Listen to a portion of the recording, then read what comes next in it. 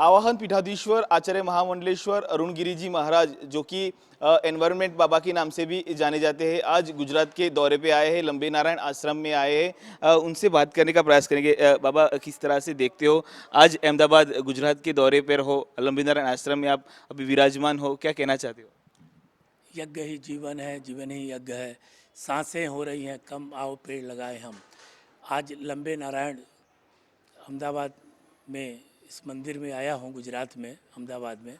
और महाशिवरात्रि के पावन पर्व पर आज मैंने देखा सुबह 5:30 बजे से भक्तों की भीड़ लगी हुई थी।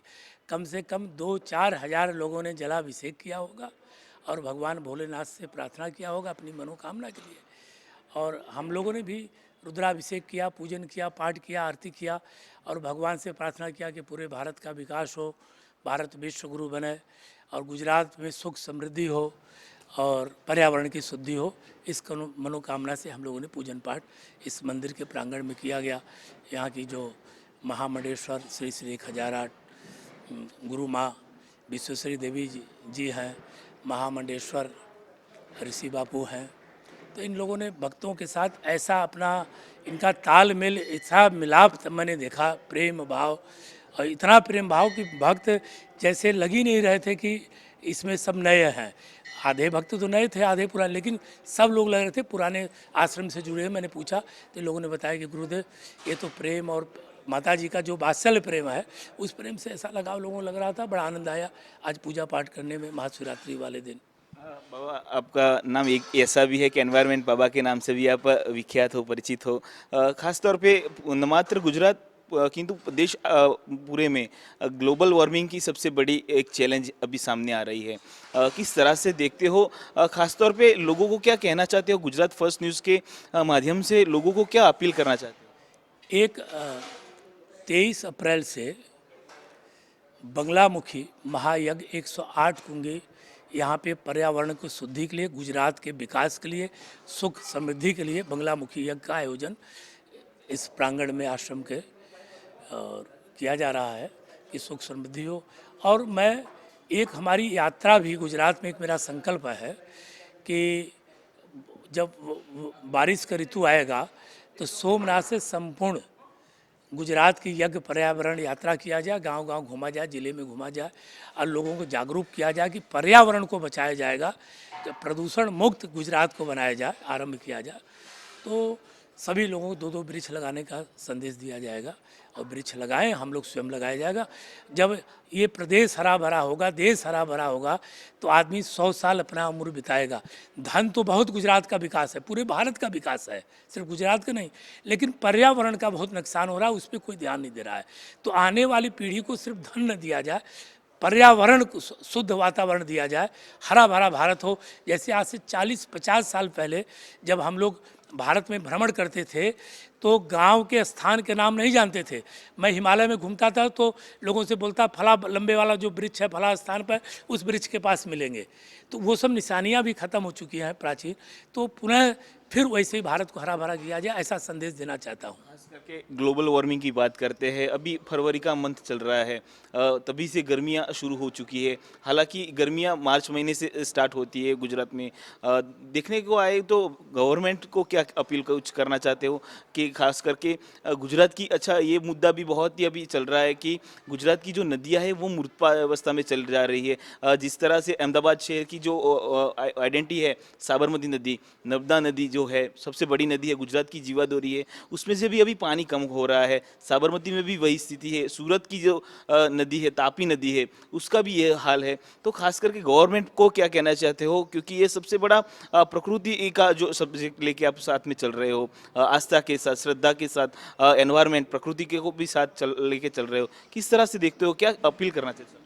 देखिए, सरकार तो योजनाएं लागू कर रही हैं, लेकिन अब सरकार के जो अधिकारी लोग हैं उतना निष्ठा विश्वास से कार्य नहीं करते। सरकारों में कमी नहीं है, सरकार करती है, योजना ले आती है, सब कुछ करती है, लेकिन जो अधिकारी वर्ग है उस पर उतना ध्यान नहीं देता। लेकिन हमारा जो समाज का जो पब्लिक वर्ग है, हम लोग हैं, हम लोगों को भी सरकार के साथ, अधिकारियों के साथ तालमेल बैठा के काम करना चाहिए और सबकी जिम्मेदारी है ये पर्यावरण बचाना। जल जीवन बचाना ये सभी काम है, सरकारों का भी काम है और आम जनमानस का भी काम है। जनमानस भी इसमें सहयोगी बने। जनमानस भी पर्यावरण का नुकसान कर रहा है, सरकार तो नहीं कर। तमाम फैक्ट्रियां लग रही हैं, तमाम वृक्ष काटे जा रहे हैं, तब फैक्ट्रियों का निर्माण हो रहा है। तो जरा इस पर ध्यान दिया जाए कि ऐसे आउट इलाके में फैक्ट्रियों को लगाया जाए। कोई ज़रूरी नहीं कि हम अमेरिका में भी घूमते हैं तो अमेरिका तो पूरा गांव वहाँ दिखाई नहीं पड़ता, सब शहर से दिखाई पड़ता है।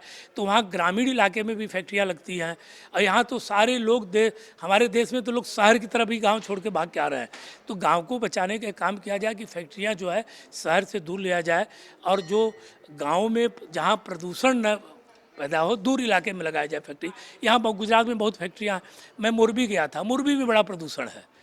मैंने मोरबी में 3 घंटा रोड पर एक प्रैक्टिकल हमको पुलिस वाले ने कहा कि महाराज जी आप इन्वायरमेंट पर काम करते हैं, जरा 3 घंटा रोड पे खड़ा हो जाइए तो आपका चेहरा पता नहीं चलेगा।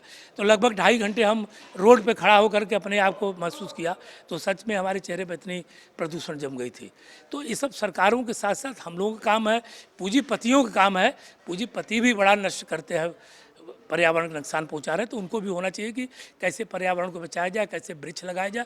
अब वृक्ष लगाना ही महत्वपूर्ण नहीं है, वृक्ष को बालक की तरह पाल पोस के 5 साल बड़ा किया जाए। उसके बाद वृक्ष, जैसे बच्चा 5 साल का हो जाता है तो अपनी दिनचर्या अपने आप करने लगता है। तो वृक्ष लगा करके जब हम 5 साल तक उसका पालन पोषण करेंगे तो अपने आप वो वृक्ष अपने दिनचर्या में, रूटीन में आ जाएगा।